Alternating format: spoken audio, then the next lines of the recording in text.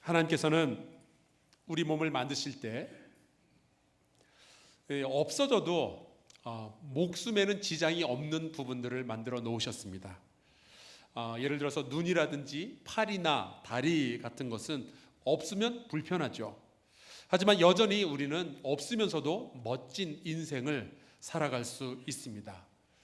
지난주에 우리가 장애인 공감 예배를 이곳에서 함께 드렸는데 눈이 없거나 보이지 않는 분들이 나와서 찬양을 하는데 얼마나 감동이 있었는지 모르겠어요.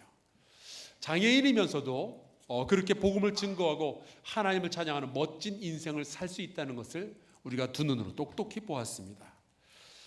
우리의 몸의 오장육부 장기들 가운데도 그런 것들이 있더라고요. 없어도 목숨은 유지할 수 있는 것들. 제가 아는 친구가 있는데 이 친구의 아내는 몸이 좀 연약해서 수술을 통해서 쓸개를 절제해낸 그러한 사모가 있습니다. 목사님인데, 근데 가끔 제 친구가 자기 아내를 두고 농담을 하기를 제 아내는 쓸개 빠진 여자입니다. 그렇게 이야기를 하더라고요. 제가 보니까 쓸개가 없어도 사람이 살 수 있는 거구나, 그걸 알게 되었어요. 또 제가 아는 성도들 가운데는 고도 비만이었는데 자기가 어떻게 그게 절제가 안 되니까 수술을 통해서 위를 90%를 잘라낸 분이 있어요. 하지만 지금 굉장히 건강하고 날씬하게 잘 살고 계십니다. 그리고 맹장, 이건 뭐 정말 있어도 되고 없어도 되죠. 그런데 우리의 몸에는요, 없으면 우리가 죽게 되는 장기들이 또 있어요. 예를 들면 심장. 이 심장 같은 장기는 우리 몸에 계속해서 영양분과 산소를, 피를 공급해 줘야 우리가 살 수 있는데 이것이 멈추는 순간 우리도 죽는 겁니다. 그래서 어떤 사람이 죽었냐 살았냐 알아보기 위해서는 우리가 심장의 소리를 들어보기도 하고 또 맥박을 짚어보기도 하고 그러는 거죠. 오늘 우리가 함께 마태복음 28장의 말씀, 그 끄트머리에 나오는 말씀을 읽었는데, 이 말씀, 우리가 같이 읽은 이 본문의 말씀은 우리 성도들과 교회에게 있어서는 심장과 같은 말씀입니다. 이 말씀이 우리의 신앙생활과 우리의 교회 사역 가운데서 흘러가지 않는다면, 이 말씀이 우리의 가슴 속에서 뛰지 않는다면 우리는 죽은 신앙인이고 죽은 교회예요. 유럽의 어떤 신학자는 이 마태복음을 이렇게 연구하다가 마태복음의 제일 끝부분에 이 말씀을 보면서 이거는 뭐 없어도 별 상관이 없겠다, 괜히 붙어가지고 이 마태복음만 괜히 길어졌다, 그런 생각을 하다가 이 마태복음 28장의 끝에 부분을 별명을 붙이기를 마태복음의 맹장이다, 그렇게 별명을 붙여놨어요. 그러다가 이 신학자가 나이가 들고 또 시간이 지나면서 은혜도 받고 또 다시 마태복음을 연구하는 가운데 이 마태복음 28장을 읽고 크게 은혜를 받은 거예요. 그리고 나서 이 사람이 회개하며 깨달은 것은 마태복음 28장의 이 끄트머리에 있는 요 자그마한 말씀은 마태복음의 맹장이 아니라 마태복음의 심장이었구나. 그것을 이 사람이 깨달았어요. 왜냐? 이 마태가 왜 마태복음을 썼을까?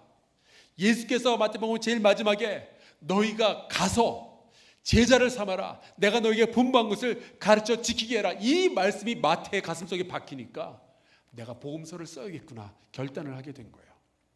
그래서 이 마태복음의 제일 마지막에 나와 있는 이 선교 대사명의 명령은 마태복음의 심장이라고 이 신학자가 표현을 해 놓았습니다. 여러분의 가슴 속에서는 무엇이 뛰고 있습니까? 무엇이 여러분의 인생에 생명력을 공급해주고 있나요? 내 가슴 속에서 뛰는 것은 뭐니 해도 머니입니다. 돈입니다. 저는 돈만 보면은 가슴이 뜁니다 하는 사람들이 있을 거예요. 어떤 사람들은 그 자신의 가슴 속에서 자식들이 뛰고 있는 사람들이 있어요. 자식이 자기 인생의 전부이고 자기 생명인 거예요. 그런 분들은요, 누가 자기 자식 건드리면은 막 거의 실성을 해요. 어떤 사람의 가슴 속에는 성공과 승리가 뛰고 있어요. 그것만 생각하면 가슴이 콩닥콩닥 뛰는 거예요. 이런 분들은 지고는 못 살죠. 어떻게 해서든지 경정을 통해서든지 뭐 어떻게 해서든지 이기고 남을 짓밟아야 직성이 풀리는 그러한 분들이 있을 거예요. 여러분과 제 가슴 속에서는 무엇이 뛰어야 될까요? 저는 예수 그리스도를 믿는 사람의 가슴 속에서는 예수 그리스도의 심장이 뛰고 있어야 할 줄로 믿습니다. 왜요? 우리가 그분이 죽어서 우리가 살았잖아요. 얼마 전에 그 서울 아산병원에서 심장 이식 수술을 500번을 넘게 했다고 기념식이 열렸어요. 여러분, 이 심장 이식 수술이라는 것은 누군가가 심장을 내어주고 죽었기 때문에 그 심장을 받은 사람이 살 수 있게 되는 거예요. 우리는 예수 그리스도의 죽음으로 말미암아 생명을 얻은 존재들입니다. 그러니까 다르게 말하면 예수 그리스도의 심장을 이식받아서 생명을 얻은 사람들이에요. 그런데 예수께서는 우리에게 생명을 내어주시고 죽으신 다음에 끝난 것이 아니죠. 그분은 십자가에서 죽으셨다가 사흘 만에 부활하셨어요. 그리고 그분은 우리의 왕이 되어주십니다. 그분은 이제 세상에서 가장 권세 있는 분이 되셨고요, 세상을 다스리는 분이 되셨어요. 빌립보서 2장 9절과 10절에 보면 이런 말씀이 선포되어 있습니다. 이러므로 하나님이 그를 지극히 높여 모든 이름 위에 뛰어난 이름을 주사 하늘에 있는 자들과 땅에 있는 자들과 땅 아래에 있는 자들로 모든 무릎을 예수의 이름에 꿇게 하시고. 여러분, 세상에서 가장 뛰어나고 높은 이름이 뭐예요? 문재인? 아닙니다. 트럼프? 아니죠. 시진핑? 아니에요. 푸틴? 아니에요. 김정은은 더더욱 아니에요. 아베? 안 돼요. 제 이름이 좋기는 해요. 황성수. 성인 성자에 뛰어날 숫자예요. 성인 중에서도 뛰어난 성인. 게다가 황자는 누르 황자인데, 여러분 세상 보면은 백인이 있고 흑인이 있고 황인종이 있는데, 황성수는 이 황인종들 중에서 가장 뛰어난 성인이 되라라는 뜻으로 붙여진 이름이에요. 괜찮죠? 전 어릴 때 제 이름이 그런 뜻인 줄 알았어요. 그렇게 지어진 줄 알았어요. 근데 나이가 들고 나서 제 이름의 비밀을 알게 되었습니다. 알고 보니까 저희 아버지가 저한테 그 이름을 붙여주셨을 때 당시 국회 부의장의 이름이 황성수 박사였는데, 그 사람을 너무 존경한 나머지 그분처럼 되라고 남의 이름을 뺏겨다 쓴 거예요. 아니, 세상에 뺏길 게 따로 있지 어떻게 이름을, 자기 자식 이름을 남의 사람 이름을 뺏겨다 쓰냔 말이에요. 근데 괜찮아요. 어차피 사람의 이름에는 권세가 없어요. 하지만 예수 그리스도의 이름에는 죄의 용서함과 구원의 권세가 있음을 믿습니다. 인생을 바꾸고 세상을 바꾸는 권세가 예수 그리스도의 이름에 있다는 것을 믿으시기를 주의 이름으로 축원합니다. 그것이 세상에서 가장 뛰어나고 높은 이름이에요. 그러니까 하나님께서 우리 한사랑교회를 세우실 때는 세상으로부터 상처 입고 힘든 사람들을 여기서 모아서 니네들끼리 살아라 그러려고 한사랑교회를 세우신 것이 아니죠. 물론 세상에서 고통받는 자들을 위해서 그들을 모아놓고 치유하셔요, 위로하셔요, 그리고 그들을 회복시키셔요. 하지만 하나님은 거기에서 멈추려고 하지 않으십니다. 하나님은 이 한사랑교회를 통해서 세상을 변화시키기를 원하셔요. 그러면 어떻게 변화시킬 수 있을 것인가? 여러분, 다른 세상의 방법으로는 안 돼요. 오직 예수 그리스도의 이름만이 이 세상을 변화시킬 줄 믿습니다. 그래서 예수 그리스도의 이름을 전하는 것이 우리의 사명인 거예요. 여러분, 우리 아마 대부분의 사람들이 이 핸드폰이라는 것을 가지고 있고 잘 쓰고 계실 거예요. 우리 세대의 이 핸드폰이 일으킨 변화는 엄청납니다. 어떤 사람은 그런 이야기를 해요. 이 세상은 핸드폰 이전 세대와 핸드폰 이후 세대로 구별된다. 그런 이야기를 할 정도예요. 요즘 전철 타보면요, 10명 중에 9명은 핸드폰 들여다보고 있어요. 맞죠? 우리가 사진도 핸드폰으로 찍고 음악도 핸드폰으로 듣고 책도 요즘 핸드폰으로 읽고요, 게임도 핸드폰으로 하고 친구들과의 소통도 핸드폰으로 합니다. 심지어 같은 방에 같은 테이블에 앉아서 말을 안 해요. 서로 핸드폰으로 문자를 주고받습니다. 대단해요. 예전에는 반찬거리 사려면 농협으로 가서 이것저것 집어왔지만 요즘은 핸드폰 꺼내서 몇 개 누르면 저녁에 반찬이 배달돼서 와요. 여러분, 핸드폰이라는 것이 우리의 삶에 미친 영향력, 세상을 변화시킨 것은 어마어마해요. 핸드폰에 사람의 인생을 움직이는 권세가 있더라고요. 하지만 여러분, 그 핸드폰이 우리를 구원해 주지는 못합니다. 그 핸드폰이 우리가 죽었을 때 우리를 천국으로 인도해 드릴 수가 없어요. 오직 예수 그리스도의 이름만이 그러한 권세가 있는 줄로 믿습니다.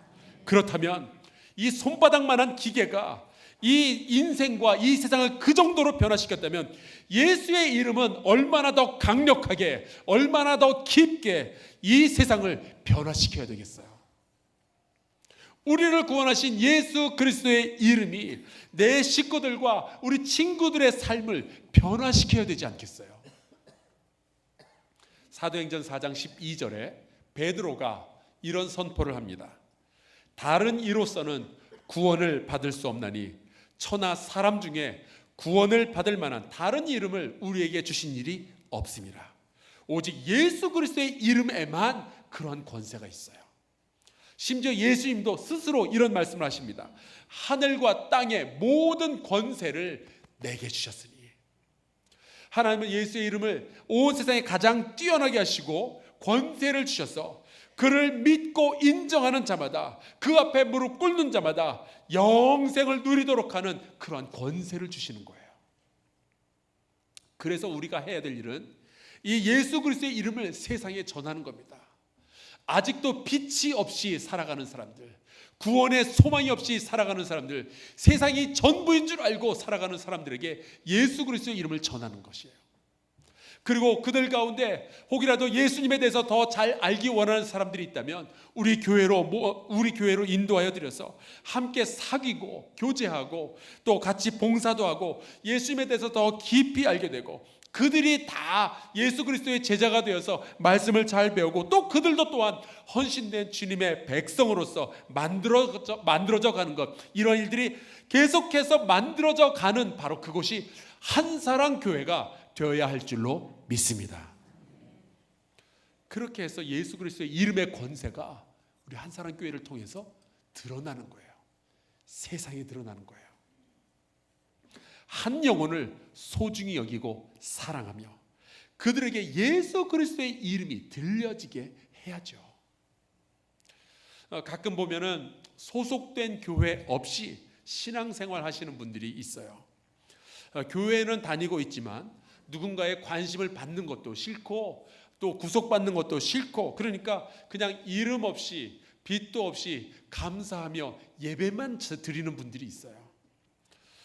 그런 분들은 뭐 그것도 신앙생활이지만, 그렇게 해서도 구원을 받을 수는 있겠지만 어떤 의미에서는 영적인 고아 같아요. 내 집으로 여길 수 있는 내 영혼의 교회가 없다는 것, 이거 고민해 볼 문제입니다. 나중에 식구들 가운데 누가 병이 들었다든지 혹은 누가 돌아가셨다든지 할 경우에는 내가 소속되어 있는 나를 돌봐주는 교회가 없으면요, 상황이 굉장히 어색하게 돌아가기 시작해요. 혹시 여러분 가운데 아직 등록하지 않고 교회에 다니는 분들이 계신다면 진지하게 고민해 보시길 바랍니다.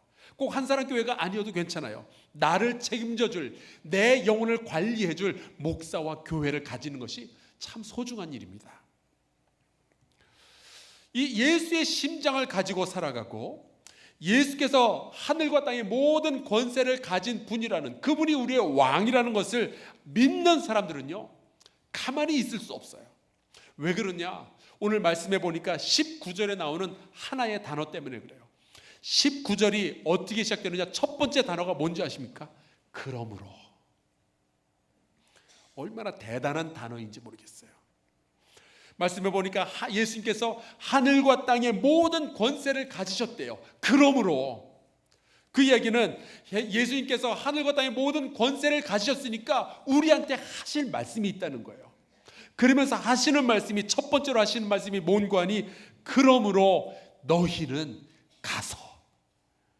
여기만 모여있지 말고 어디론가 가라는 거예요. 우리가 어디로 가야 될까요? 여러분, 우리 예배 마치고 나면 다 어디론가 갈 거 아니에요. 여기서 먹고 자고 하는 분들은 없잖아요. 여러분 예배 마치고 어디로 가세요?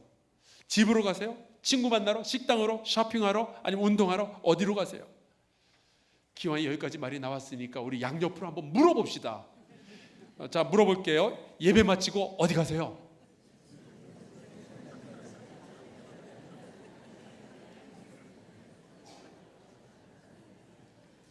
여러분 옆에 분이 어디 가신대요? 집에 가신대요. 근데 여러분 우리 주님은 뭐라고 말씀하시는지 아세요? 그러므로 너희는 가서 모든 민족으로 족속으로 제자를 삼아라. 모든 민족, 모든 족속을 만나러 가야 되는 거예요. 그게 우리가 갈 곳입니다. 여러분 예수 믿지 않는 사람들은 어디로 가는지 아세요? 자기가 원하는 대로 가죠. 내게 도움이 되는 곳으로 가는 거예요. 내가 쉴 수 있는 곳으로, 내가 기쁨을 얻을 수 있다라고 믿는 바로 그것을 얻기 위해서 자기가 원하는 곳으로 가요. 그런데 예수 믿는 사람들은 어디로 가야 하는지 아십니까? 예수님이 원하는 곳으로 가야 하는 거예요. 이제는 내가 원하는 곳, 나를 위한 곳으로 가는 것이 아니라 세상의 모든 권세를 가지신 바로 그분이 가라고 하시는 바로 그곳으로 우리가 가야 우리가 믿는 사람이죠. 그런 말이 있어요. 사람들은 두 종류로 나뉜대요. 하나는 성공을 위해서 사는 사람, 또 한쪽은 의미를 위해서 사는 사람. 성공을 위한 인생을 살다가 어느 순간에 의미를 위한 삶으로 바뀌는 사람들을 두고 우리는 소위 철들었다라고 말을 하죠. 그런데 의미 있는 인생을 살다가 갑자기 성공을 위한 인생으로 바뀌면은 우리는 그들을 두고 타락했다라고 표현을 합니다. 여러분은 어떤 인생을 살고 계시나요? 우리가 예수 믿는다고 하면서 너무나도 오랫동안 성공을 위한 삶을 살려고 달려왔던 것 같아요. 내 기쁨을 위해서, 내 편안함을 위해서, 내 만족을 위해서, 내 자식을 위해서 그렇게 살아왔던 것 같아요. 하지만 주님께서 우리에게 원하시는 삶은 성공을 위한 삶이 아니라 의미 있는 삶인데, 그렇다면 어떠한 것이 의미 있는 삶일까요? 돈 많이 버는 게? 아니면은 높은 지위에 올라가는 것? 아니면은 가장 유명해지는 것? 이런 게 의미 있는 삶일까요? 전혀 그렇지 않아요. 우리 하나님께서 의미 있는 삶이라고 여기시는 것은 그런 것들이 아니에요. 의미 있는 삶이라는 것은 이런 겁니다. 죽어보니 너무 기쁜 거. 하나님 앞에 서서 죽고 나서 천국에 가서 하나님 앞에 섰을 때 너무 자랑스러운 인생, 그것을 추구해 가는 것이 정말로 의미 있는 삶이에요.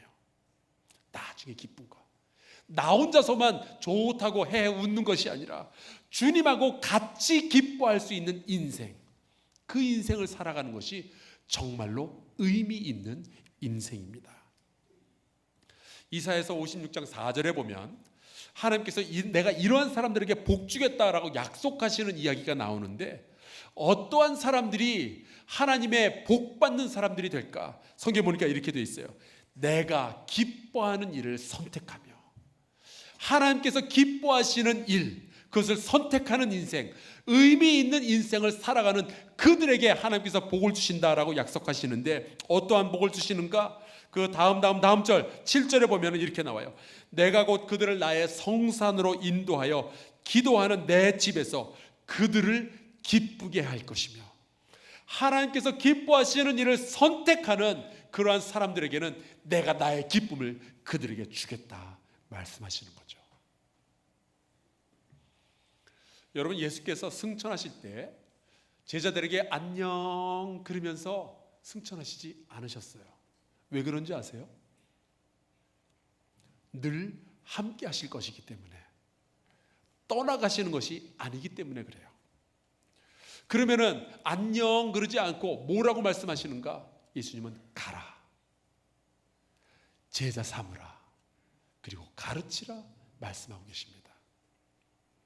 예수님이 이제 하늘로 올라가셨을 때 제자들이 와서 천사들이 와서 제자들에게 그러죠. 너희들이 지금 뭘 쳐다보고 있냐? 예수님은 올라가신 그대로 다시 내려오실 것이다. 그렇다면은 예수께서 내려오실 때 성도들은 두 가지 부류가 있을 수 있어요. 쭈삣쭈삣하면서 민망해서 예수님의 얼굴을 쳐다보기가 좀 어색한 사람들이 있을 거고, 또 다른 부류는 예수님이 오실 때 기쁨으로 맞이할 수 있는 성도들이 있을 거예요. 여러분, 누가 예수님을, 다시 오실 예수님을 기쁨으로 맞이할 수 있을까요? 가서 제자 삼았던 사람들, 구원받지 못한 식구들, 친구들, 예수의 이름을 아직도 알지 못하는 사람들에게 찾아가서 그들을 제자 삼았던 사람들, 의미 있는 인생을 사는 사람들, 하나님께서 기뻐하시는 것들을 선택했던 사람들, 주께서 가라고 말씀하신 그곳으로 간 기억이 있는 사람들은 주님께서 다시 오실 때 그분을 기쁨으로 맞이할 수 있을 거예요. 2주 전에 남아공에서 사역하던 김종우 선교사의 아내가 쓴 글을 제가 읽어드렸죠. 이 김종우 선교사는 이제 한 달 전에 심장 마비로 돌아가셨는데, 그때 한참 그 남아공의 가난한 그 고등학생들을 위한 그 고등학교를 짓고 있는 중이었어요. 근데 갑자기 돌아가신 거예요. 그래서 이 그 선교사님의 사모 선교사님이 한국에 두 딸을 데리고 일단 들어왔습니다. 그리고서는 다시는 그 남아공 선교지로 돌아갈 수 없겠다라고 생각을 하셨어요. 왜냐하면은 일단 그 선교사님을 지원해 주던 그 교회가 갑자기 어려워지면서 그 선교사님을 지원하는 것이 좀 불가능하게 되었고, 또 자기가 키워야 되는 두 딸이 있는데 이 두 딸을 데리고 어떻게 또 선교를 감당할 수 있겠어요. 그래서 내 선교 사명은 여기까지인가 보다라고 생각하고 있었는데, 고등학교 다니는 두 딸이 엄마, 아빠가 하시던 일 우리가 마저 이어가야 되지 않나요? 그런 이야기를 하더래요. 그러면서 다시 선교지로 돌아가야 되겠다고. 그래서 이 사모님이 하나님께서 이 딸들을 통해서 말씀하시는구나 깨닫고서는 지난주에 두 딸과 함께 남아공행 비행기를 타셨어요. 근데 그 사모님께서 이런 간증을 하시더라고요. 이 돌아가신 김종호 선교사님이 이 고등학교를 짓기 위해서 먼저 그 땅을 물색을 하고 그곳에 이제 고등학교를 세우기 위해서 애를 쓰고 있는데, 학교를 세우기로 한 그 땅이 허가가 나질 않는 거예요. 이 공무원이 허가를 내주질 않는 겁니다. 그래서 그렇게 담당 공무원을 찾아가서 이리저리 사정을 해보면 이거를 이래서 안 되고 저래서 안 되고, 그래서 돌아갔다가 서류 다시 다 준비해가지고 다시 찾아가서 사정해보고 그렇게 애를 써도 자꾸만 거절만 하는 거예요. 그런 식으로 5년 동안 거절을 당했대요. 그러다가 한 번은 이 선교사님이 오랫동안 기도한 후에 그 공무원을 다시 찾아가서 이렇게 이야기를 했답니다. 그 공무원님, 나는 예수 믿는 사람이기 때문에 죽으면 천국 갈 겁니다. 당신도 예수 믿으시죠? 그랬더니 그 공무원이 자기도 예수 믿는데요. 그럼 당신도 죽으면 천국 가겠네요. 그래서 아마 그럴 거라고 그러더래요. 그러자 이 선교사님이 나는요, 죽어서 천국 가면 주님께서 나에게 너 뭐 하다 왔냐 물어보신다면은 저는 주님의 말씀을 전하기 위해서 남아공의 가난한 아이들을 위한 고등학교를 지으려고 애를 쓰다가 지금 왔습니다. 그렇게 말을 하겠더라고. 그렇게 대답을 한 거예요. 그리고서는 이 선교사님이 그 공무원에게 이렇게 물어봤대요. 당신은 주님 만나면은 너 뭐 하다 왔냐라고 물어보실 텐데 그때 당신 뭐라고 대답하시겠어요? 그때 공무원이 우물쭈물하고 있으니까 얼른 그 말을 가로채가지고 이 선교사님이 이렇게 말을 했대요. 당신은 이 땅의 아이들을 도우려고 한국에서 온 선교사 일을 5년 동안 방에다가 왔다고. 그렇게 말씀하시겠냐고. 그 이야기를 듣고 공무원이 펑펑 울기 시작한 거예요. 그러면서 자기가 다 책임지겠다고 그러면서 허가를 내줬대요.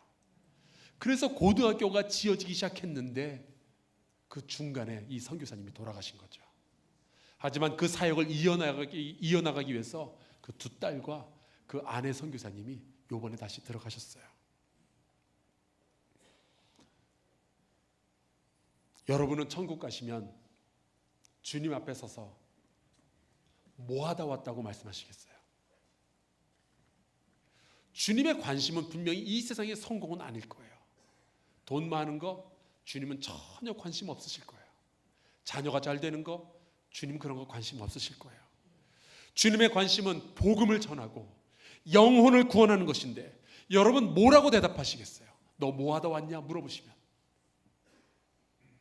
저는 이 마태복음 28장에 인쇄된 이 주님의 명령이 우리의 가슴 속에서 뛰는 믿음의 심장이 되기를 주의 이름으로 축원합니다. 영혼을 구원하고자 하는 마음, 영혼을 귀중히 여기는 마음을 가지고 이 세상에 나가서 모든 족속들, 모든 민족을 만나서 예수의 이름을 증거해야죠. 그래서 그들이 변화되고 세상이 변화되는 것을 우리가 이루어 나가야죠.